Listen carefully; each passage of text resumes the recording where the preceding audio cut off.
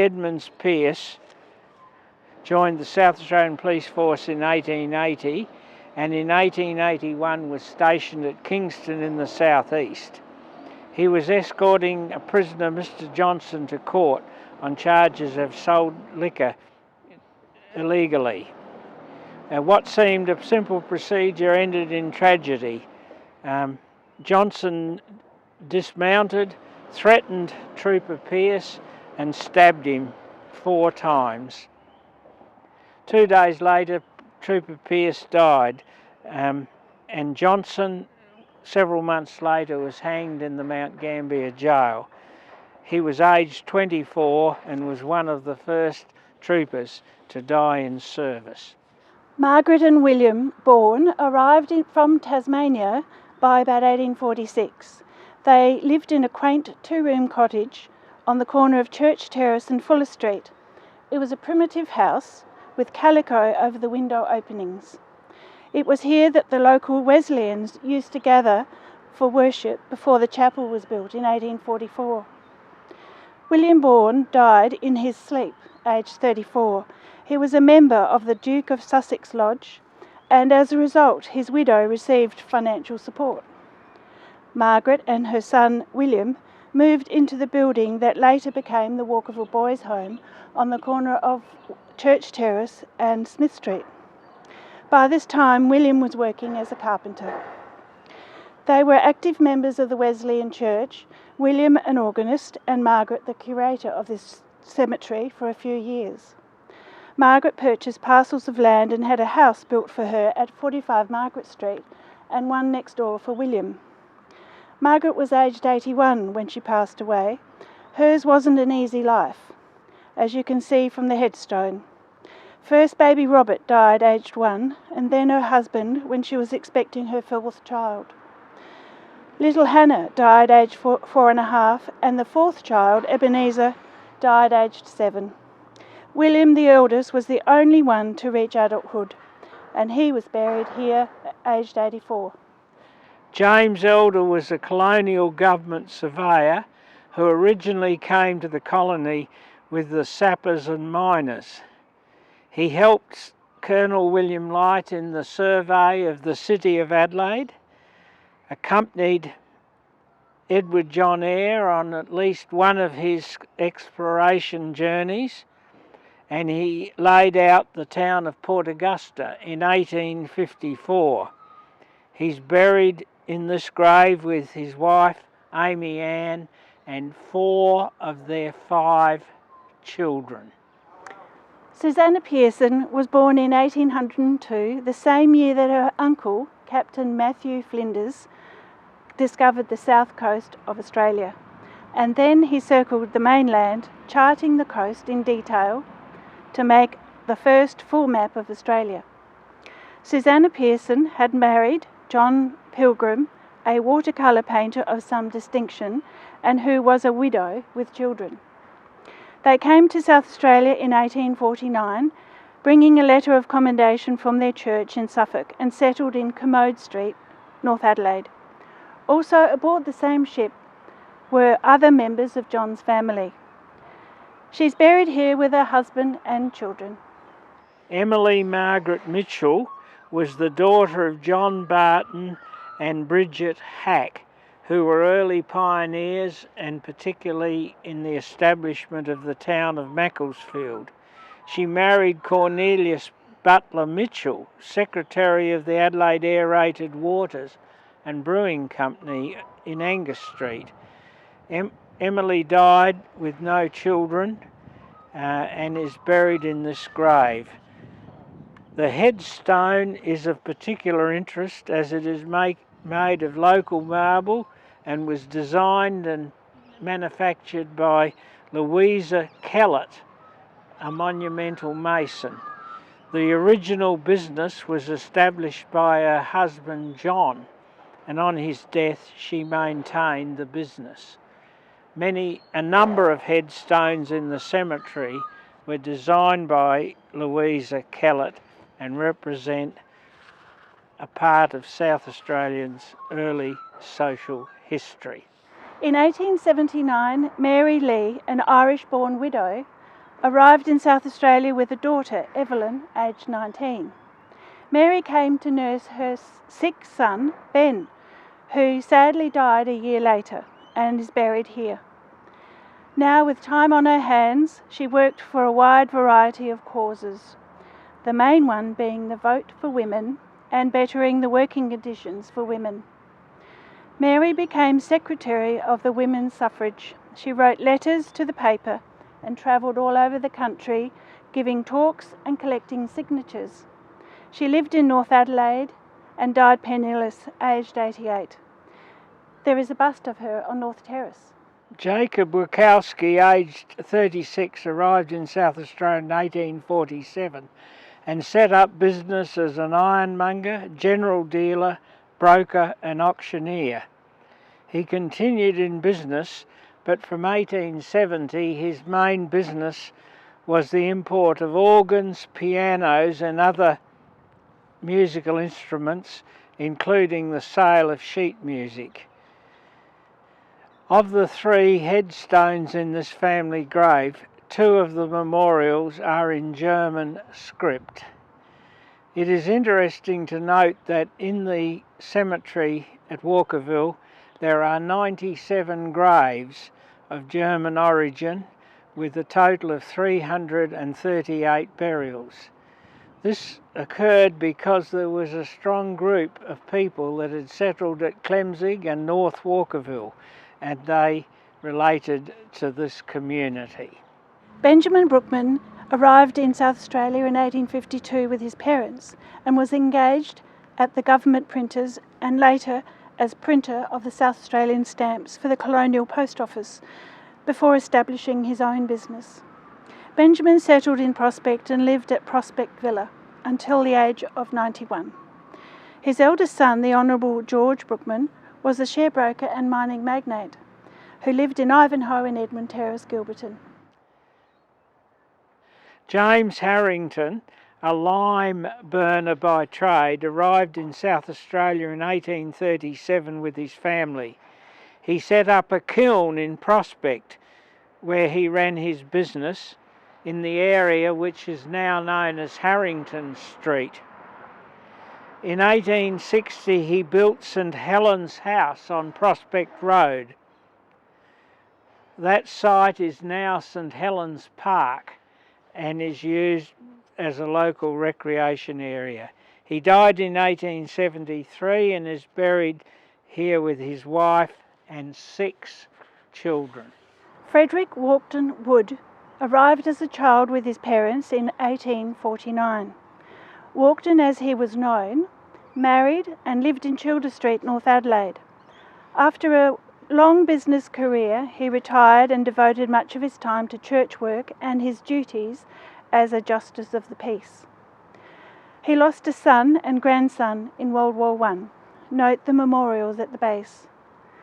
His son Harold Charles Wood, aged 37, killed in the battle in Pozieres, France, in August 1916. He died in an explosion whilst helping to bandage the wounded.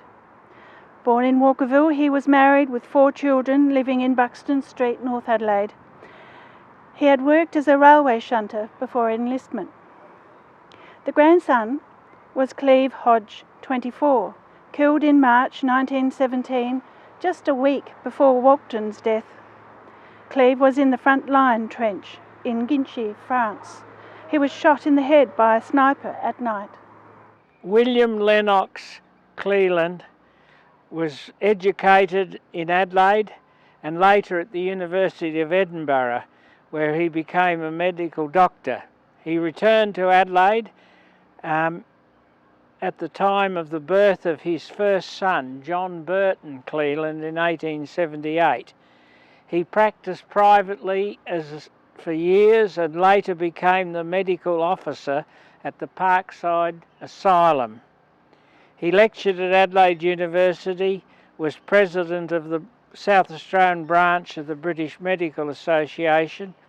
He was elected president of the Royal Society of South Australia, and he served as president on the Mental Science and Education. His medical career was balanced with an interest in vineyards and olives and almond plantations at his home in Beaumont. John Burton Cleland was the eldest son of William. He was educated at Prince Alfred College and the Universities of Adelaide and Sydney.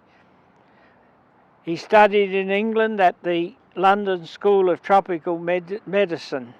In 1905 he returned to Western Australia as government bacteriologist and pathologist. He then joined the Bureau of Microbiology in Sydney, and eventually in 1920 was appointed the first Professor of Pathology at the Adelaide University. He took a great interest in animals, birds and plant life, also in indigenous plants. His studies of flora and fauna in South Australian bush contributed to a collection of 30,000 plants which were donated to the South Australian Herbarium. His interest in wildlife led him to be appointed as a Commissioner of the National Parks. In honour of his service, the Cleland Conservation Park was named in his honour. He was knighted in 1964 and died in 1971. Sir John Cleland was the last person to be buried in the Walkerville Wesleyan Cemetery in its form at that time. Charles Walter and Harriet Bridgeland arrived in 1849. Charles first worked as a farmhand whilst living in Walkerville before becoming the publican at the Grapes Hotel in Grenfell Street. He then purchased the Criterion at Robe, where he remained. They had at least 10 children. 5 of them are buried here. Elizabeth, 21 days, Ellen, 3 years, Frederick, 3 months, and Harriet, 3 years, and Emily, 9 months. The 6th child, Louisa, belonged to James Bridgeland. This highlights the perils of raising a child in the 1800s. Complications with childbirth, disease and poor housing. There are roughly 78 stillbirths buried in the cemetery, and over 400 babies are under the age of 1. John Ragley Sr., Eliza and their 10 children arrived in South Australia from Sussex in 1838. Initially the family lived in reed huts on the banks of the Torrens. Subsequently they settled what is now Enfield Park, which was then covered in native pines. They established a sawmill and supplied timber for the early buildings in Adelaide for the next 40 years. The family home was the first substantial house north of Adelaide on the North Road. They were a family of builders and pastoralists. John Ragley Jr. was the eldest of 7 sons and 3 daughters. He was 23 when he landed in South Australia. He married Eliza in 1844 and had 8 sons and 3 daughters. He was a miller, working with his father. Branching out on his own, John Jr. built a flour mill at Gawler and another at Jepps Cross in 1846. He supplied the district for over 12 years and sent large quantities of flour to Victoria during the gold rush. He gave Ridley valuable assistance in the design of the first reaping machine. When the mills closed, he and his brothers went into sheep farming at Yalpara Station near Orroroo. John was a member of the first District Council of Yatala and the second chairman of that council. There are 18 Ragley burials in this cemetery. John was 84 and Eliza 89. Samuel Davenport arrived in South Australia in February 1843. Together with his brothers, they established a farming property at Macclesfield. In addition, Samuel established successful sheep runs at Riverlea Bay in the southeast, Millicent and Baruta near Port Pirie.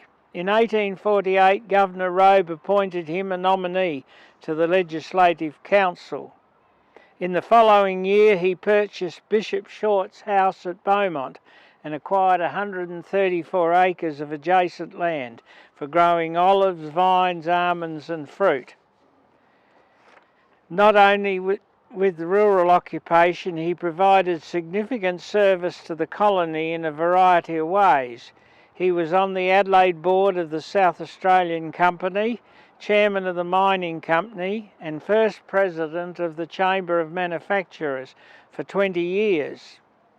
In public life he was one of the trustees of Savings Bank, the Royal Geographical Society, the Royal Agricultural and Horticultural Society, and he was on the executive of the Adelaide Jubilee Exhibition of 1887. In politics, he was the Commissioner of Public Works from 1849 to 1852. In 1855, he was nominated to the Legislative Council and remained there for 9 years. In 1884, he was awarded a Knight Bachelor, and Cambridge University honoured him with a degree in law, honorary degree in law. You'll note on the headstone his wife Margaret Fraser, Lady Davenport. She was a sister of Mrs. Cleland, their neighbours at Beaumont. Edward was the son of Edward and Hannah Marden, who arrived in South Australia in 1850. Young Edward held an apprenticeship with Mr. Joseph in his drapery business. On the day of his death, he and a friend, Michael, went swimming in the River Torrens near the Company Bridge at Hackney. Unfortunately, Edward was drowned. James Kentish, already an old man of 67 when he arrived in 1838 with his wife and 5 children. When their ship anchored offshore at Glenelg, sailors carried the lady passengers to shore on their backs. James remarked, "No Jack Tar is going to carry my wife," and he was the only male passenger to carry his lady ashore. James leased land at what is today Vale Park and set up a cottage which he brought with him, a kit home similar to the English Manning House. At this time, there were only small thatched huts erected by other pioneers in the area. A few months later, Governor Gawler and his wife arrived in the colony to replace Governor Hindmarsh. They were to live in a tent while a more substantial government house was being built. James would not hear of it, that the governor live in a tent while he had a fine house. That is how the governor came to live a couple of years north of Walkerville. Just after 10 years, James died, aged 77, followed by his wife, Elizabeth, aged 85. His sons had taken milk into the Adelaide, going via the River Torrens. A customer once complained that small fish had been found in the milk. A son, Charles, went farming at Manopara when his life was cut short. He was walking beside his bullock team, pulling a dray, when he was run over and crushed to death. "Oh, I am dead, were his last words, aged 24. The Shoedoltz Memorial is the tallest monument in the Walkerville Cemetery. Johann Shoedoltz was born in Hanover and travelled to the colony in 1846. He took up land at Gillis Plains and became the largest hay farmer in South Australia, with his farm occupying 1,500 acres from the stockade on Grand Junction Road to the Torrens River. He further purchased 400 to 500 acres of hay crop from other farmers.